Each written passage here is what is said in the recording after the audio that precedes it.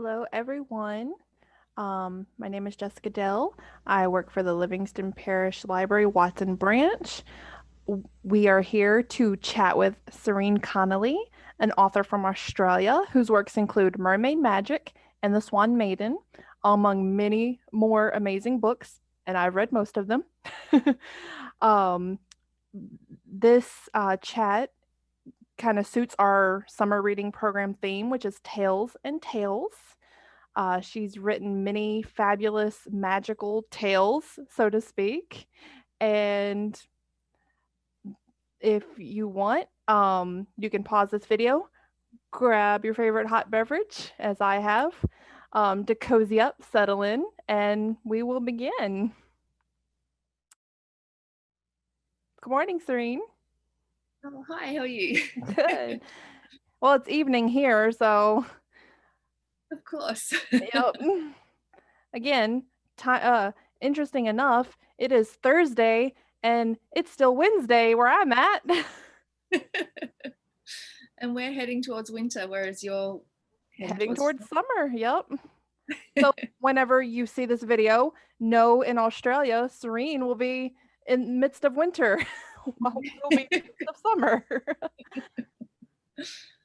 So I want to begin with your magic series and Seven Secret Sites before we talk about the Swan Maiden, because I kind of feel like those are the tales behind the fairy tales, so to speak. Absolutely. Yeah. I read Fairy Magic 9 years ago, then Mermaid Magic, and shortly thereafter, Witchy Magic was published. And these books are co-authored by Lucy Cavendish. Yeah, I hope I'm That's saying her last name yes. correctly. What inspired the two of you to write this series of books? We'd been friends for ages, and we're both journalists at the same time. And she'd actually asked me to work for her at one point, but it didn't end up working out. But she started writing books and doing card decks and stuff about the same time I started writing. So when I did my first book, Seven Sacred Sites, she was actually really supportive and really helpful. I had a publishing contract for it, but in the end I cancelled it and gave back their money. So she was really great when I decided to go indie, and we did the Mind Body Spirit Festival together, just sort of a new agey spiritual convention, I guess. Yeah. So we did two of those together, and then we flew down to Melbourne, which is one of our southern states, to do one. And that's where Lucy said, oh, look, we should write a book about fairies together. And I was like, oh, I wouldn't know what to write. But over the weekend, we chatted about it a lot more. And when we got back to Sydney, we'd meet up for coffee and just brainstorm chapters and what we should write. And it ended up being, we wrote exactly half of the book each. Oh, wow. So it was a great kind of, working thing. And we both have quite different views. So we kind of covered everything between the two of us. Yeah. And it went really well. So then she was like, well, what about a mermaid one? So we did that one, and then Witchy Magic. Are you and her planning to write any more for that series? Possibly not. We have had a few people ask, but kind of feel like, especially with Witchy Magic, it was really, really long. So we were like, what else could we write? Yeah. And she's been doing some amazing oracle decks since. And I started writing fiction, so. Right. Which we will touch on that. I'm very interested to see where the transition went from nonfiction to fiction. So yeah, you mentioned Seven Sacred Sites, and that is personally one of my favorite books of all time. Wow. It's so magical, so inspiring.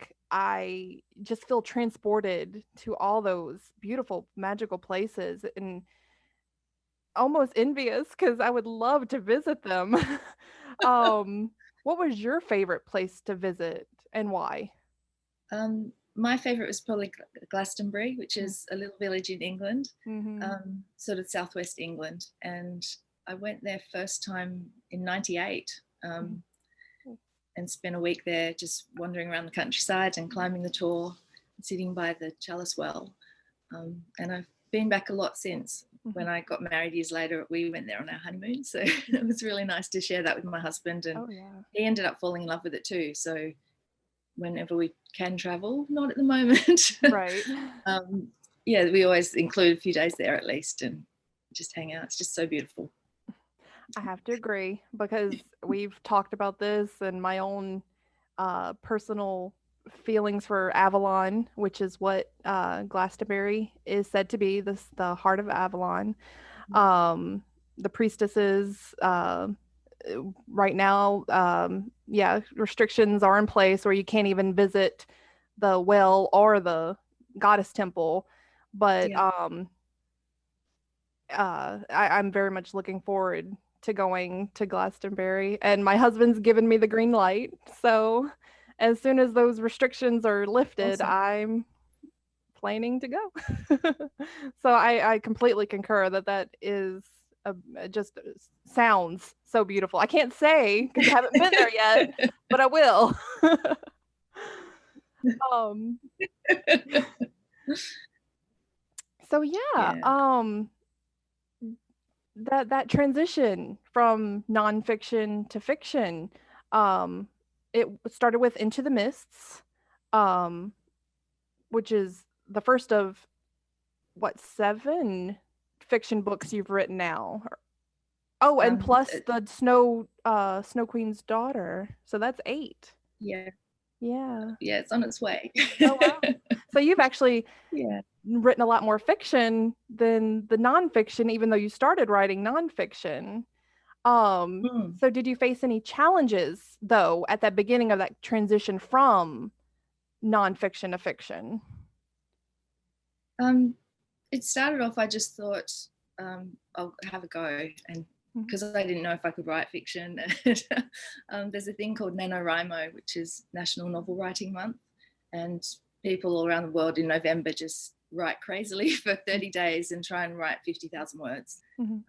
to sort of challenge each other. And that's kind of, I thought, well, I think I finished working on Witchy Magic on October 31st. So on November 1st, I thought, oh, well, I'll give it a go. If it's terrible, it doesn't matter. And yeah, that was Into the Mists. So it did come out of the research for Witchy Magic. Mhm. Okay. The main character, well, there's 2 main characters, but one of them, Rose, is the priestess of Avalon. Mhm. So a lot of that was from the rituals that I wrote about in Witchy Magic, and all the kind of real life magic of connecting with nature and the earth. And yeah. Which we have a copy. It's not in our system yet, but it will be by the time this video airs. So Into the Mists, the Swan Maiden, you can check out today, and Mermaid Magic, which is currently checked out. So I am not able to show you that one, but we have those 3 books. Um, yep, that would be the cover. That one. Okay, so Swan Maiden, just for the audience out there, Swan Maiden and Into the Mist you can find in our YA section, our young adult. Mermaid Magic you can find in our adult nonfiction. Just so you know. It has So, been interesting. When I did Into the Mist, I sort of thought it's sort of YA, mhm. but then I'd be doing festivals and people of all ages were reading it and loving Yeah. it. So it's been really nice. Yeah, I'm almost 35 and I love YA. My the branch manager, she loves YA, so YA is just very popular amongst us librarians. Yeah, I love it Even too. yeah, They have so even as many great we're adults. stories. Yeah. So I guess we're gonna switch gears to your most recent, I believe, which is the Swan Maiden. That's right. Um, in I read the back of this book, where you give a little bit more facts. And you mentioned that black swans are native to Australia, which I had no idea. That's cool. So what inspired you to write a story about those particular birds? I've got a park across the road from us. We live in the middle of the city, so it's kind of busy, but there's a beautiful park there with a couple of lakes. And there's a swan family that's been living there for probably 8 years now. Wow.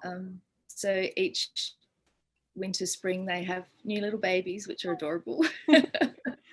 So I go there as much as I can to kind of keep connected, I guess, to nature and chill out a little bit. And yeah, I've just been watching them bring up their little babies each year, and then they fly away. Yeah, you mentioned how cute. I mean, they just sound so adorable the way you describe them in your book. And the funny thing is, baby swans all look the same. They're kind of that fuzzy gray, and then the white ones turn white and the black ones turn black. So yeah, amazing. That is. And you mentioned you live in the middle of a city, so you know, you got to kind of find anywhere you can to connect to nature. And Absolutely. yeah. Yeah. And your books really go into that that nature aspect, and it's really beautiful. I Yeah. love it. I think we kind of need to do that Yeah. sometimes, just to stay grounded. And yeah, Mhm. always, if I'm stressing out, I can just go for a walk and calm down a little bit. Walks. During quarantine, I started walking again, and I hadn't done so since college. So yeah, walking has been a great way to ground and de-stress from Yeah. the current, you know, state of affairs. Absolutely. Yeah. Crazy times. Oh yeah. Um, but your books, Um, again, they transport you. I mean, they're so magical, and the Swan Maiden is a fairy tale essentially. It reads like a fairy tale. It has that juxtaposition of being a fairy tale, but all the fictional, you know, stuff, the meat of what makes a fiction book a fiction yeah. book. Can you tell the audience a little bit about the particular folklore you mentioned in your book, like the Selkie, and the Yeah. Ibis? Ibis. Ibis? Okay. Yeah. Yeah, there's a fairy tale called the Selkie, which is the Seal Women. So it's sort of a Scottish Irish fairy tale, and that's the one where the seven the seven seal sisters come ashore and dance on the beach under the moonlight, and take off their skins. And one night, there's a hunter there who steals one of the skins and abducts the girl, and she can't go back to the sea, and he forces her to marry him, and she lives with him for years under sufferance and has 2 children. But when the little girl grows up, she finds the skin in her dad's workroom or something and gives it back, and so she goes back to the sea, to her home. But there's the tragedy for her is that she has the children that she loves, and it's kind of a being of two places, and where do you belong? But it always made me really sad the way she's forced, and she doesn't get the chance to, you know, have any agency at all. So that was a little bit inspired by that, but I wanted my Swan Maiden to absolutely have the choice of whether she was going to change, and to do it for her own reasons, nobody else's. And yeah, hers was just about finding her authentic self and where she belonged. And yeah, whether she could find her love again. Yeah. But I'm Go ahead. we've got an Australian Fairy Tale Society that I've been in for a few years. So each month we choose a fairy tale and research into it, the origins and stuff, which is fascinating because all the fairy tales we know today, like Cinderella, has roots back in China from 5,000 years ago. Oh, wow. So these stories are kind of universal, and they get retold in different cultures and different times. And yeah, so yeah, I guess that inspired it. And then seeing the swans, I was like, ooh, Swan Maiden. Because there is actually a swan one as well, where the hunter guy, when the Swan sisters come down, takes her feather coat. So another similarity. But again, she had no choice. Right.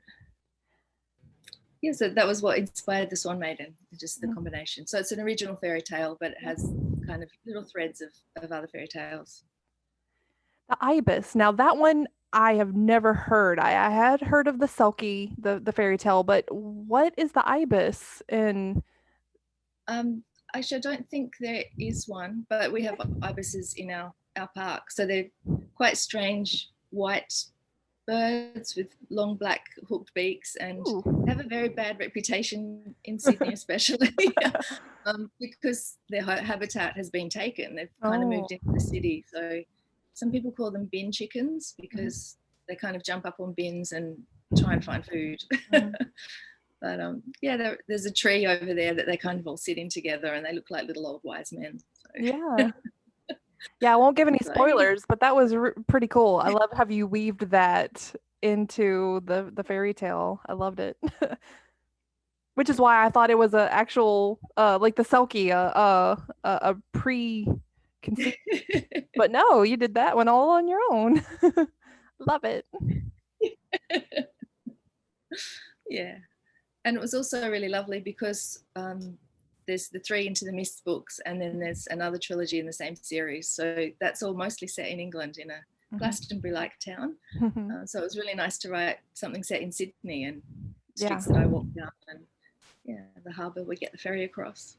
Kind of like that, write what you know. Yeah. Yeah. Yeah. So yeah, you mentioned authenticity and true self a lot, and the swan with her transformation, and then touching on that Selkie myth and legend again, transformation. So overall, these are a major theme in the Swan Maiden. Was Mm-hmm. that mindfully incorporated, or was that did that theme emerge during the process of writing? I guess it kind of emerged because when I was thinking about, we did do the Selkie and the Fairy Tale Society. So when I was researching all of that and reading the different versions, I really liked the idea of it, and the idea that she could transform back and forth, and there was a part of her in each form that was also longing for the other form, and just trying to find which was actually the real her. So I guess that was part of it. But I guess even in Into the Mists and stuff, it's about finding themselves and Yep. The true part of themselves and healing, I guess. Like, Yes, I was just about to say that healing. Sorry. It very much mirrors that that process. Yeah. So and also the tear, like when the little girl cries, the tear into the river, into the lake, and that's part of the healing thing. And yeah, I didn't think about that, but yeah, very much so. Fairy tales, the Rapunzel with the tears, and And water being transformative in and of itself. yeah, and also just the act of crying being so healing, and Yes. physically as well. Yeah. Speaking of which, I cried so many times while reading The Swan Maiden and Into the Mists. I told you on Facebook that the many times, but I just finished Into the Mists, and you got me there too. And it's just, do you feel those emotions come through as you're writing? Because they're so raw and intense. Yeah, I do. And I remember when I read back Into the Dark for the second time, there was one scene that actually I pretty much always cry through that one. It's just I don't know what it is, but yeah, I mean, I always try to end them on a hopeful note. So I want it to be kind of that it is moving, and that maybe upset, but that there's hope at the end. Right. I don't want to just make people sad. No, I mean, both books, made me cry, sad tears, but happy tears as well. And there's healing, there's transformation, there's emotion, raw and intense, and true to what a person's going through. Like in the Swan Maiden, particularly, kind of an exploration of humanity from the swan's point of view, which was really interesting. That's awesome. And so, touching on that, the Swan Maiden is told from Grace's point of view, and she is the swan. I don't want to give too much, spoiler there, but um, Gracie, though, is also a very important character to the telling of the narrative. For being such a young child, though, she has a lot of empathy and compassion and wisdom. I'm just curious, is there a real life person you based her on? Not really. um, no, I guess she kind of developed her personality as I was writing Signet, and changed a bit in that, I guess. But I think whenever anyone goes through something so sad as she did, it does make you more empathetic. And I mean, I guess sometimes you can go either way, but I wanted her to. And she has the odd little outburst, and when the anger and the trauma is leaking through. But yeah, she definitely goes the other way, and I think because Signet helps her. So. Right. And with Carly, she was a bit older than Gracie, I'm sorry. And she has that same growth and the catalyst that propels her to that growth and to that uh those outbursts that you mentioned Gracie had. Carly had them too.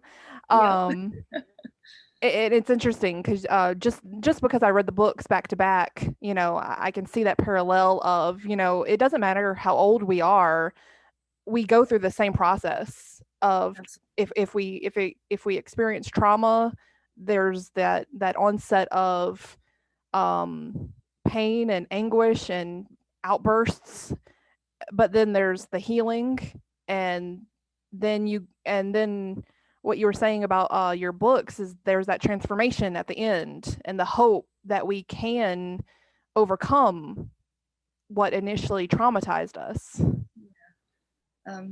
And I mean, the situation mostly doesn't change, but I think you can get through it. And I suppose that's sort of the message, that as hard as it is in that moment, and it will always be hard, but that there is hope that you can kind of get through it and grow and learn to go on in a new form, I guess. Yep. Your transformed self. And you tell them both stories, both very different, very different characters, but so magical just in their telling. And I love how you weave that the fairy tale with the Swan Maiden and then the witchy magic into the Mist trilogy. I haven't read is it the Into the Storm trilogy? Yeah. That's Carly's best friend. Yes. And her story. And that I haven't read that trilogy yet. It was originally just because my husband said at the end of the Into the Mist trilogy, I love them obviously, but I think you gave Rhiannon a hard time. I'm sure she's got a story there. I was like, oh, well, I'll write you a little book. It turned into a massive trilogy. Yep. But yeah, her mum ended up being woven into that as well. So that was a really interesting process. Yeah. But the funniest thing has been that because I wrote nonfiction for so long and then I switched to fiction, a lot of people have told me they actually found more truth in the fiction in a strange way. It's true. I read Into the Mists and it helped me kind of click a few things that were missing from my own healing journey. And it was really amazing.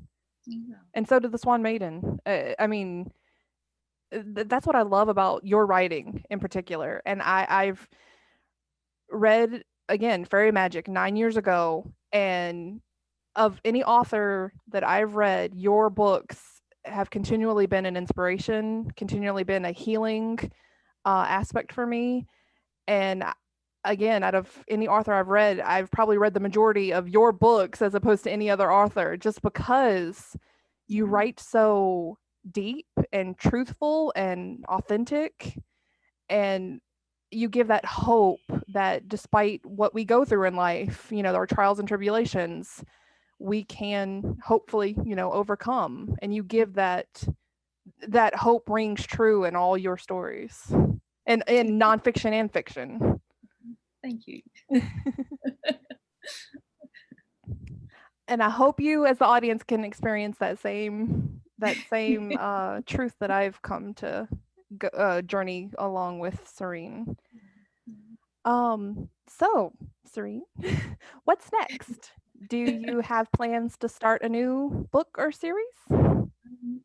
Yes, well, actually, funnily enough, I got the audiobook files back for the Swan Maiden yesterday.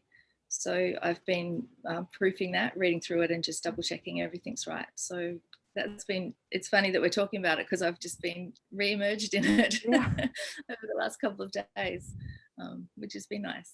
And towards the end of last year, I was part of an American box set with some American authors, and it was a fairy tale collection called Fairy Tale Christmas. It was a limited edition thing, but it was writing a 15,000 word fairy tale that incorporated the winter solstice and Christmas and stuff, and a bit of romance. So I wrote that one. I'm not sure if you know The Snow Queen by Hans Christian Andersen.